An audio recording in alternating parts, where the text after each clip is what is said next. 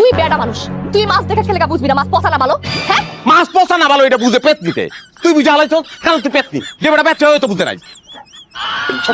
আরে তা পাতিল যদি ভিক্ষা মারছ তুই আমারে পেট নি কিন্তু ফুদিয়া পাতিলের ভিতরে ঢুকে রাখ একটা খালি গায়ের মধ্যে আনতে তোর নানি নির্যাতনের মামলা 14 শিখে মাথাটা পড়ছে। মামলা করবি না মামলা যখন করবি তোরে আফসোস মিটায় নারী নির্যাতন করবো তুই ছিল তোর এই সংসারের থেকে কি তেলখানা খারাপ কি মনে করছো বহুত ভালো ওখানে আরামে খাবো ওরা আমার লোকে কেউ সোপা করবো না কি বলো দেখো তো দেখো অবস্থা পাতিলগিরি ঠিক করার লিগে আবার বাজার নিয়ে দিতে মাছ হইলে তোর উছিলা দরকার তোর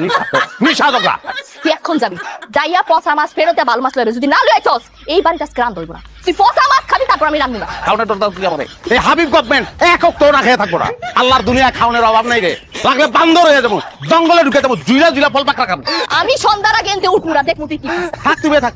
বইয়া থাক তোর কেউ উঠে যাইবো না